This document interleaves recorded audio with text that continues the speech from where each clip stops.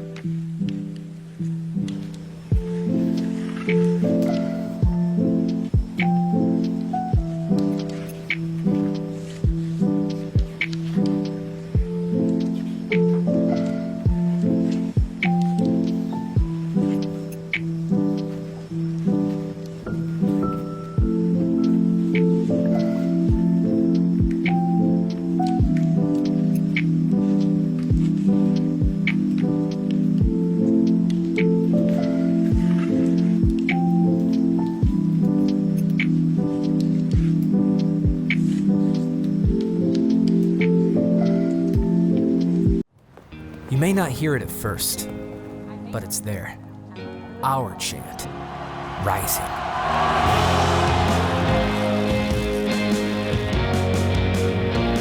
On this summit, callings converge, voices unify into a chorus that sounds out for good, for greatness. Can you hear it? Hello everyone, and welcome back, as today we have a very special guest, a member of a cappella group Crimson and Blues. I'm here with Kelker. Hi, Jay. How are you doing today? I'm great. How are you? Oh, yeah, I'm doing pretty well. And so we recently, Crimson and Blues just was at a competition called the ICCA. Can you tell me a little bit about that? Yes, so ICCA stands for the International Championship of Collegiate Acapella.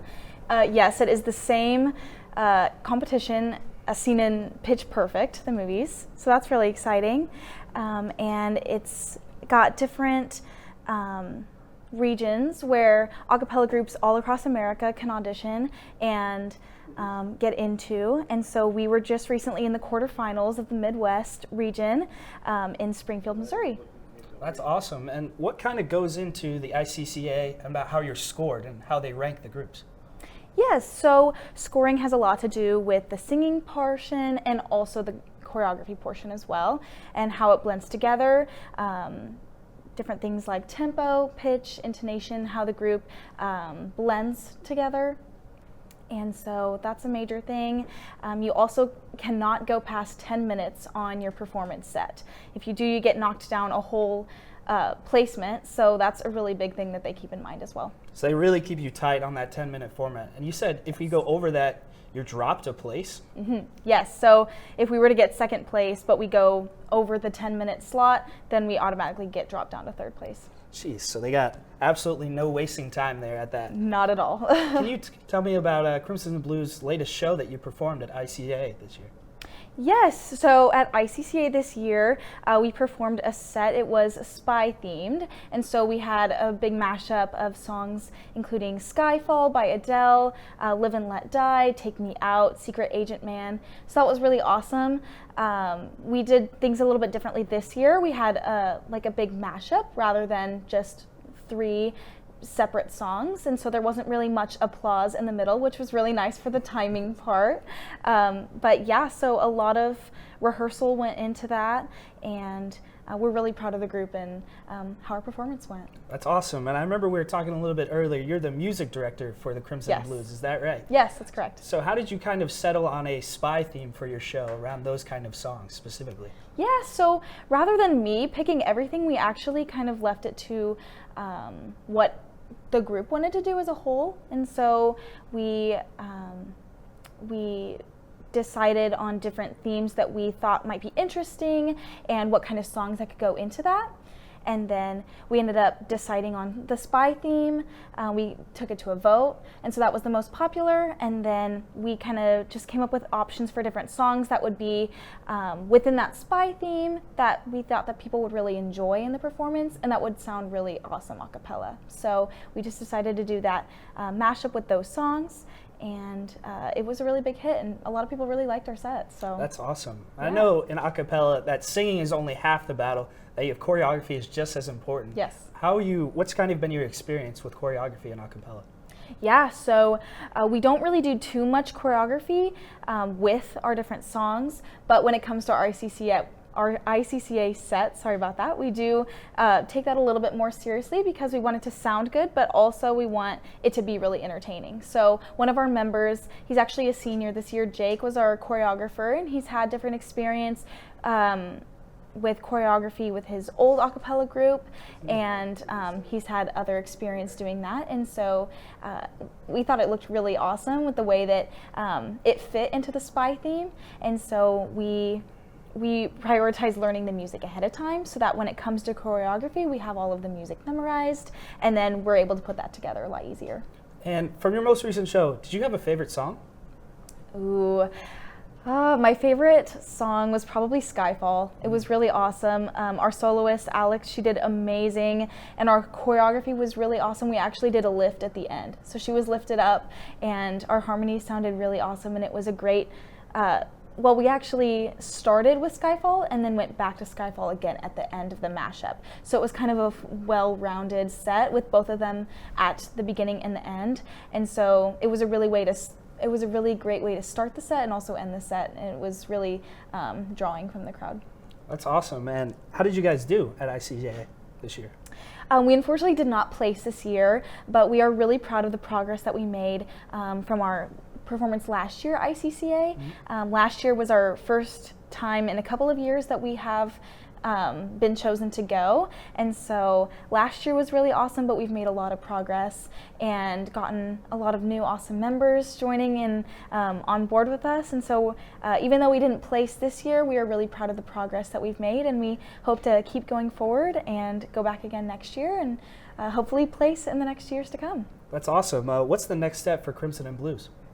So right now we're focusing on our spring concert, which we don't have a date set yet, but we're starting to come up with songs for those, and we'll be cleaning our set that we just performed at ICCA, hoping to perform that again, and getting everything ready for that concert, picking out a song for our soloist, for our senior song, and just focusing on that and getting ready for a fun concert to end the year. That's awesome. And now that I have to ask, I know that Crimson and Blues are very prominent on social media, and you guys have gone viral a couple of times. Yes, we have. Including your birthday serenades. Could you tell me a little bit about that?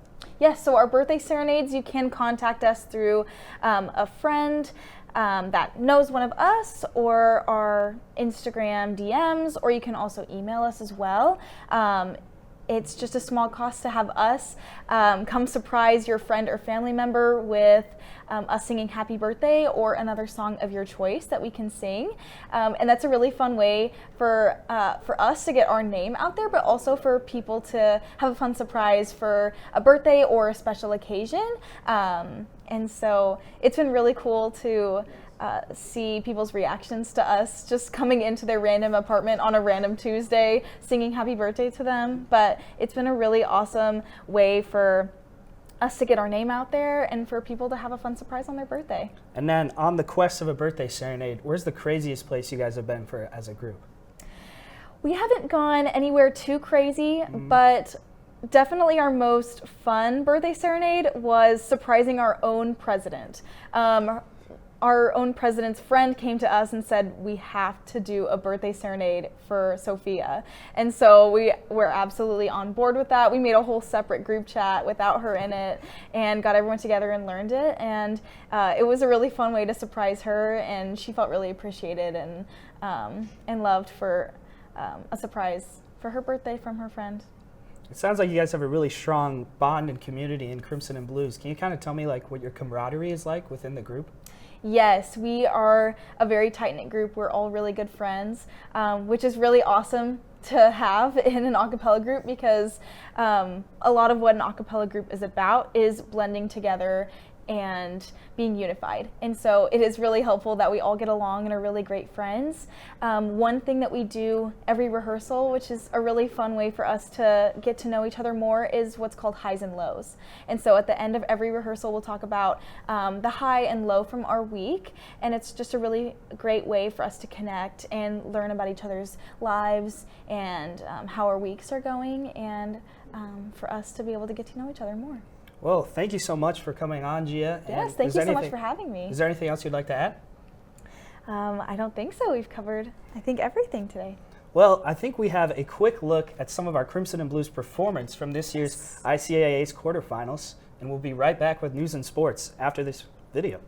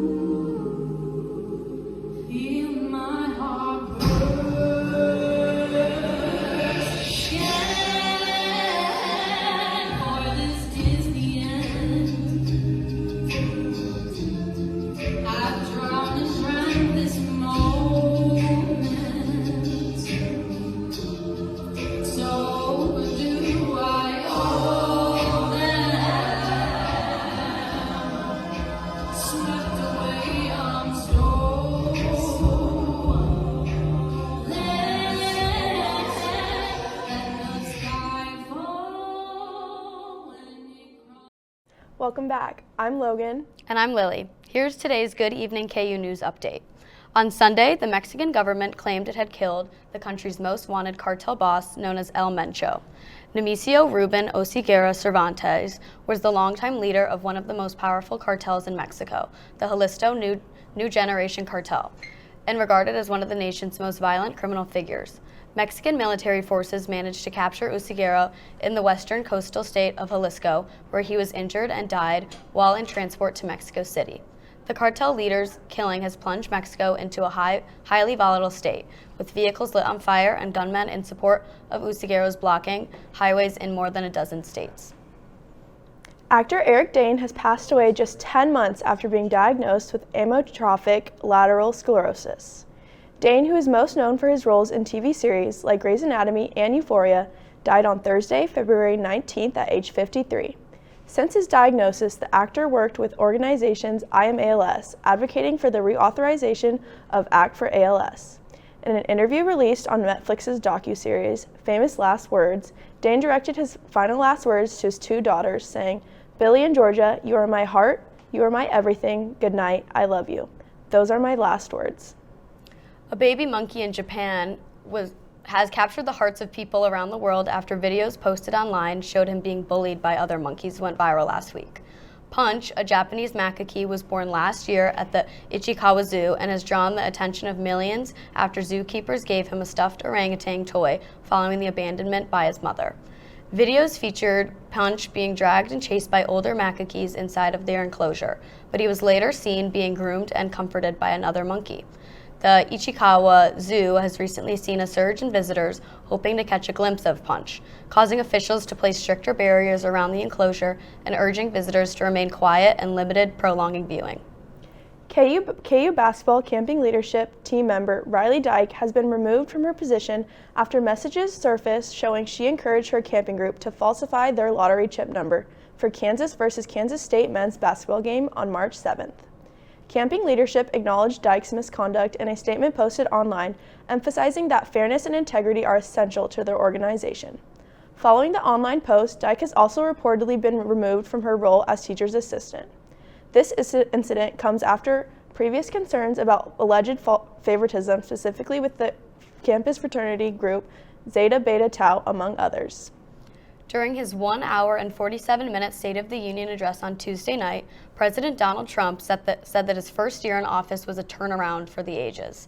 Trump claimed that the economy was booming and pointed to the stock market, gas prices, mortgage rates, and job growth as evidence. However, he failed to address that many Americans are still struggling and said that Democrats have weaponized the term affordability in order to attack him politically.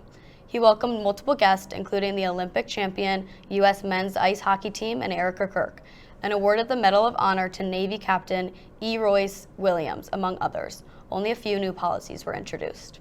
And now, over to Jack with sports. Jayhawk basketball fans felt a lot better after Big Monday's home victory over the 5th-ranked Houston Cougars. This puts Bill Self at 41-0 in Big Monday home games. KU was coming off an upset loss to Cincinnati and trailed most of the first half. But thanks to Trey White's offense and Bryson Tiller's defense, the Jayhawks took complete control and coasted to a 69-56 victory. KU is now 21-7 overall and 11-4 in the Big 12. They are tied for second place with Houston. Next up, a trip to Arizona for games against second-ranked Arizona on Saturday and Arizona State on Tuesday. The women's team plays tonight against Texas Tech. It's senior night in Allen Fieldhouse, so Kansas will be recognizing its 4 seniors. Tip-off is less than an hour away from now at 6:30 p.m. The Jayhawks then will close out their season at Oklahoma State on Saturday, and the Big 12 Conference Tournament will start next Wednesday at the T-Mobile Center in Kansas City. The baseball team will play 4 games in Minnesota at the U.S. Bank Stadium this week. That's where the Minnesota Vikings play football, but this week's opponent is the University of Minnesota Golden Gophers. First pitch is in about 15 minutes if you have access to Big Ten Plus Network.